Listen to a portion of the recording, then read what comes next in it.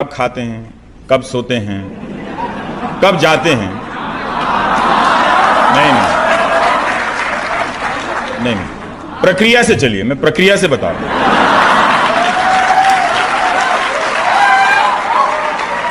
जब बड़े बड़े संपादकों के सवाल का स्तर कब सोते हैं और कब खाते हैं से नीचे नहीं गिर पा रहा था, तब एंकर को बदलकर एक्टर लाया गया, तब पूछा गया आम कब खाते हैं।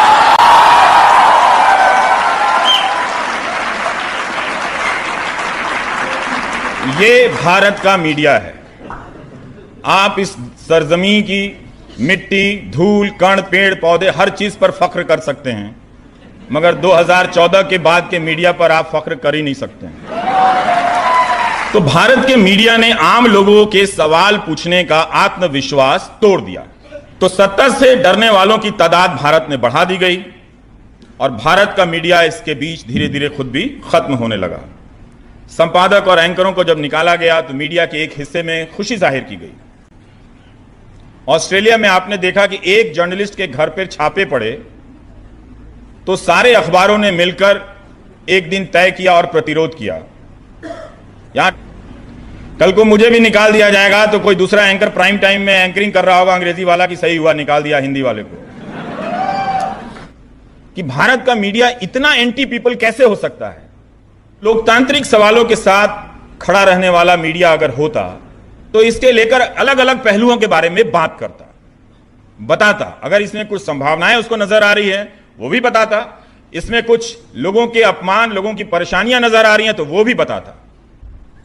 हदसकर हादसे में कई लोग मर गए असम में, उनकी चर्चा नहीं हुई। ये पहला मोर्चा है, ये जो मीडिया है, आप इसके खतरे को समझिए। आप अभी भी उसे पुराने मूल्यों से, पुरानी उसकी कमाई से इसको देख रहे हैं, मगर इसका काम बदल गया है। 1906 में जब दक्षिण अफ्रीका में नई परमिट की व्यवस्था आई थी ट्रांसवाल शहर में कि अंगूठे का निशान देना पड़ेगा और जब मांगेंगे तब दिखाना पड़ेगा, तो गांधी जी खिलाफ हो गए। और गांधी जी के साथ साथ एक हाजी हबीब मियां थे, वो भी खिलाफ हो गए। तो सभा हुई, इसी तरह की सभा हुई। 13,000 भारतीय थे लेकिन 3,000 लोग आए। तो हाजी हबीब ने कहा कि हम ईश्वर की शपथ खाते हैं कि हम इस परमिट को नहीं मानेंगे। तो गांधी जी ने कहा कि यह बहुत बड़ी बात है, हम ऐसे नहीं कह सकते हैं क्योंकि ईश्वर की शपथ ले रहे हैं और इस शपथ को हम नहीं तोड़ सकते हैं। तो जब सबसे कहा गया कि आप सोच लें, विचार लें, तो सबने कहा कि हम तैयार हैं, हम ईश्वर की शपथ खाते हैं कि हम इस परमिट व्यवस्था को नहीं मानेंगे। और वहां से सत्याग्रह की शुरुआत होती है। उस गांधी के भारत में एनआरसी और इस तरह के परमिट को लेकर क्या रवैया है, आप अपने आप से पूछिए। वो दोनों गुजरात के थे, ये दोनों भी गुजरात के हैं। किसी को नींद भी आ गई है सुनते सुनते, मुझे कोई बात नहीं। तो क्या ये मीडिया हमारे लोकतंत्र का निगहबान है? खुद सोचिए।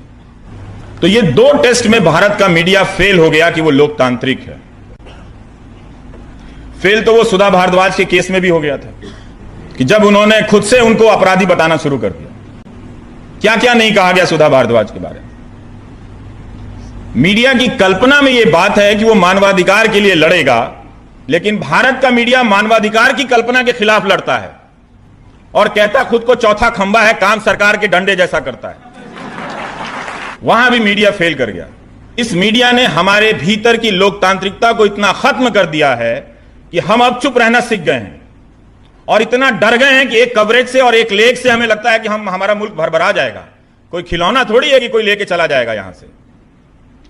ये जमीन तो यहीं रहने वाली है, हम रहें या ना रहें। तो इस बात में भी आपका मीडिया जो है हिंदुस्तान का, ये साबित हो गया कि ये आगे अब कभी लोकतंत्र के लिए खड़ा नहीं रहने वाला है। ये खतरनाक औजार है आपके सामने, इस बात को समझ लीजिए आप। इसीलिए आप देखे होंगे जब 2014 का एग्जिट पोल आ रहा था तो अर्नब गोस्वामी और देशमुख जी दोनों दौड़े दौड़े आ रहे थे उसको लेकर। मैंने लगा इस सेट पे क्यों दौड़े आ रहे हैं, ऐसा लग रहा है एग्जाम का क्वेश्चन लेके भागे जा रहे हैं। तो वो हरकतें कर रहा है, अजीब अजीब हरकतें कर रहा है, क्योंकि उसने अपना विवेक खो दिया है।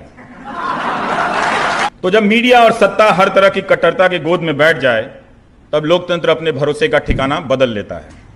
वो अखबारों में नहीं रहता, न्यूज चैनलों में नहीं रहता है, वो खुद को जनता के विवेक में वो खुद को जनता के विवेक के उन कोनों में बचा कर रखता है जहां कोई चीखने वाला राष्ट्रवादी एंकर नहीं होता। उन सिपाहियों की कोई हमदर्दी नहीं है, उन सिपाहियों की तकलीफ के बारे में ये मीडिया बात नहीं करता है। कभी उनके घरों में नहीं जाता कि उनके बच्चों के साथ क्या हो रहा है, उनकी सैलरी के साथ क्या हो रहा है, वो मच्छर और मलेरिया से मर जा रहे हैं, उनकी बात नहीं करता है। लेकिन उनका इस्तेमाल करके एक तरह का एक मेजोरिटेरियनिज्म आप पे थोप रहा है। इस मीडिया से आप लोकतंत्र की उम्मीद मत करना।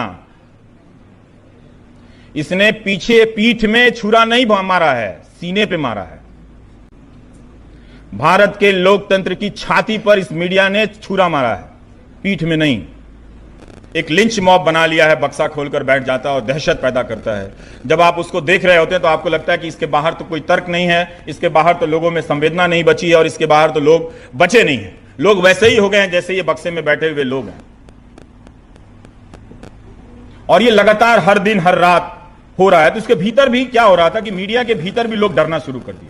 पत्रकारों ने अपनी नौकरी बचाने की प्रक्रिया शुरू कर दी, खबरें छोड़नी शुरू कर दी, खबरों तक पहुंचने का जो काम था वो छोड़ दिया उन्होंने। तो पत्रकार डर गए। आप किसी भी पत्रकार को फोन करो, वो डर गए। एक डरा हुआ पत्रकार लोकतंत्र में अधमरा नागरिक पैदा करता है। आप सब, हम सब को अधमरे नागरिक के रूप में बनाने की ये कोशिश कर रहे हैं। तो अगली लड़ाई अगर आपको इस लोकतंत्र को बचाने की है या अपने भीतर लोकतांत्रिकता को बचाने की है तो आपको इस मीडिया से लड़ना पड़ेगा। फिर एक दिन आप देखिए किस किस तरह के खेल हो रहे थे। एक एबीपी न्यूज चैनल है, उस पर अनाउंस होता है कि यूपी के मुख्यमंत्री योगी आदित्यनाथ बहुत बड़ा कोई फैसला करने वाले हैं और स्क्रीन पर लिखा हुआ आता हरे रंग में फैजाबाद, फिर वो चेंज करता है भगवा रंग में अयोध्या। आप अयोध्या को भगवा ही लिख लो, लेकिन हरा से भगवा चेंज कर रहे हो तो आप खेल कर रहे हो आप। तो एक तरह से जो चैनल है, कभी भी भारत का जो मीडिया है इस तरह से ऐलानिया तौर पर भारत का मीडिया सांप्रदायिक नहीं था। जब मीडिया ऐलानिया तौर पर सांप्रदायिक हो जाए तो वो लोकतांत्रिक हो ही नहीं सकता है। आपको सबसे पहले अगर भारत के लोकतंत्र को खतरे में कहीं देखना है तो कहीं और नहीं, टेलीविजन चैनल और अखबारों के पन्ने में नजर आ जाता है। इतने डरे हुए लोगों के बीच में कोई च्यवनप्राश का बिजनेस कैसे कर ले रहा है ये मुझे समझ में नहीं आ रहा है। तो भारत का जो लोकतंत्र है वो अर्जित लोकतंत्र है। हम सब ने इसको कई मोर्चे पर अर्जित किया है। दलितों ने अपने लिए एक अलग मोर्चे पर इसे अर्जित किया, अल्पसंख्यकों ने अर्जित किया, सबने अपनी अपनी लड़ाइयां लड़कर इस लोकतंत्र में कुछ ना कुछ अर्जित किया है।